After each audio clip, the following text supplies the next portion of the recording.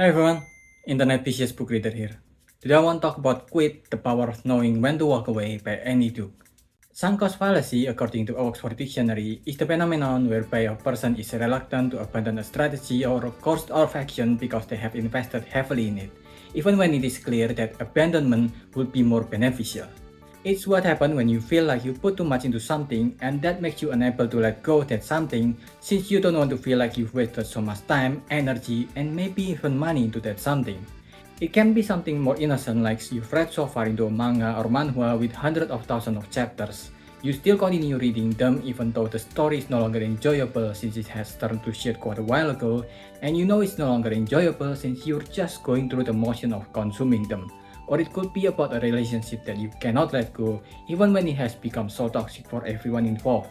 You're miserable, your partner is miserable, your kids are miserable, and every time you mention about your relationship to your friends and families, you also make them miserable.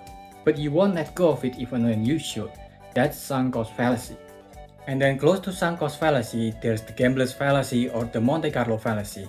It's a false belief that something that happened due to chance are guaranteed to happen again just because it has randomly happened before. The term, just like the name suggests, was created in the gambling scene and one of the logical fallacy that cause gambling addiction. Both of these logical fallacy boils down to the unwillingness to let go, to quit. There's a charming story of not giving up, of greed, of the underdog surpassing their own limitation. And as a result of that, it is easy to glorify these stories and remove all the context from this situation when and where greed should be applied, making not giving up the only possible tool we have. And this problem has gotten worse because everything can be made into content nowadays.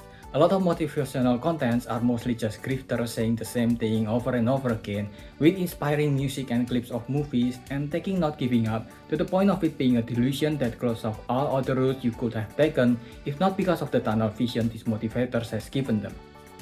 While it is true that you shouldn't give up without trying or give up too quickly, you should also learn to know when to quit.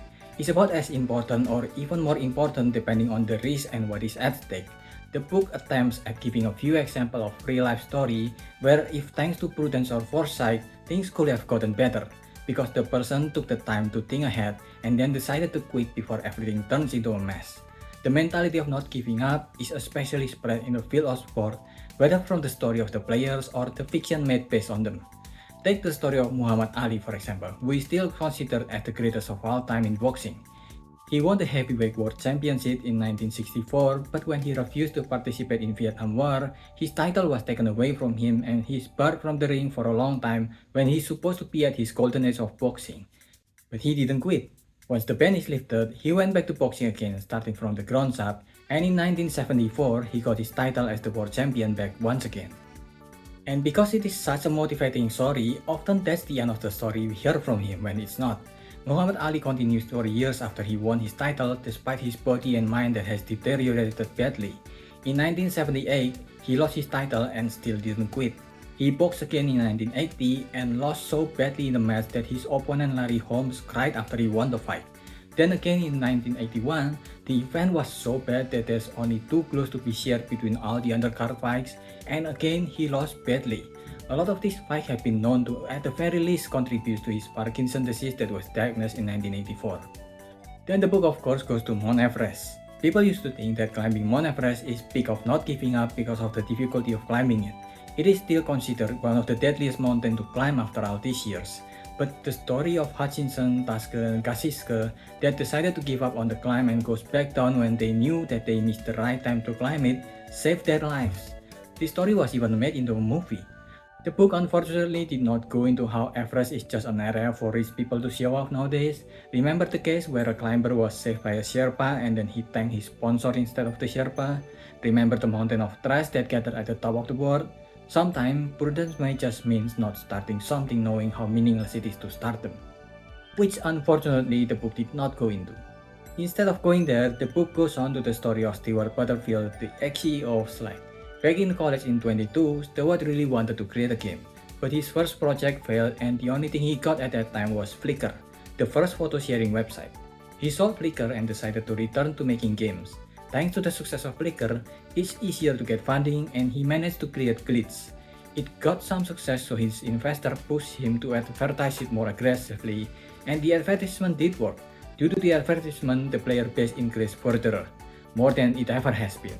But Stuart Butterfield realized that the cost of advertising and the diminishing return from it means that there is no future for Glitch, so he decided to stop the project despite his investor protests. And thanks to quitting on time, he still had the fund to eventually create a Slack. Quitting often doesn't mean the end of everything, it just means one step back to get a two step forward. And quitting something itself is already a big decision that is at least at the same level of starting something, but when we add the level of shaming that people often throw at people who quit, it becomes such a big ordeal that needed some kind of dramatic reasoning to justify quitting, when often what you needed is just some foresight so you didn't regret what you're doing in hindsight.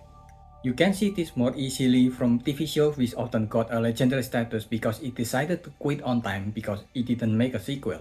Breaking Bad, Dark, Avatar The Last Airbender, Full Metal Alchemist, most of this ended quite early because it already told the story it needed to tell, and that's why the creators of this show got the audience respect.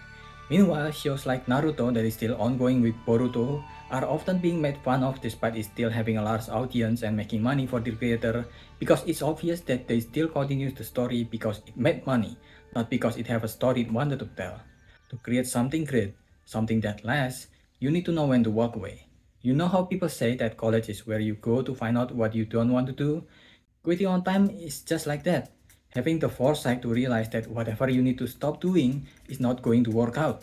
Well, the message of the book is great and is definitely necessary in a world that has antagonized quitting too far. The way the book is written is unfortunately very lacking. It made the mistake a lot of self-help book made where it relied too heavily on quantity, mistaking them as quality. The book also had a story from a random HR guy, there's a story from the director of a hospital, and even stories about taxi drivers. And a lot of these stories are just the same story with mostly the same message repeated over and over again. Instead of respecting the reader's intelligence, the author just lists these events that are basically the same stories but with different people because thicker book sells more. This also caused a lot of word vomit that barely have anything to do with the topic because in marketing a book, people often feel that they've got more value when the book have more pages. So a lot of what's in the book is just there to add more words into the book so it'll sell better, not because it makes the book better. As a result, most of the book is just going through the motion of events and similar events where either in hindsight, quitting would be much more prudent, or thanks to having some foresight to quit, the person found more success after quitting. And because it just went through them like going through a grocery list, it did not go into enough depth to these events and its message, making the message feel more shallow than it should have been.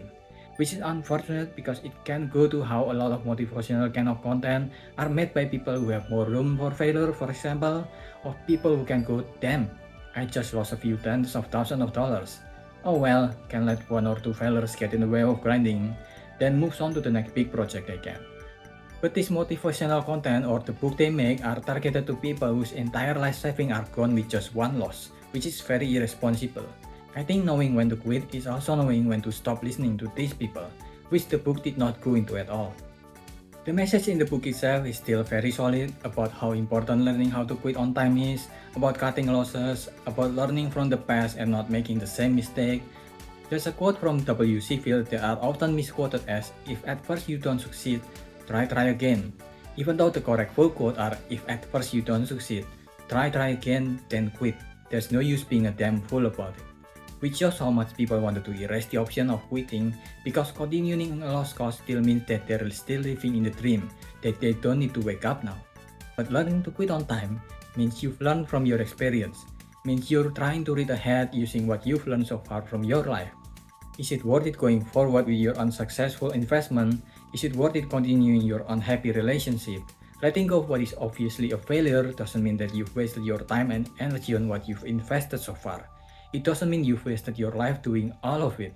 It just means that you've learned from your experience and has grown from it. You've learned to reprioritize what is more worthwhile for you to spend your time and energy on. As a Disney princess once saying, let it go. I give this a 2.25. What do you think? Let me know if I miss anything, so leave your thoughts in the comment below and subscribe to the channel. That's about it.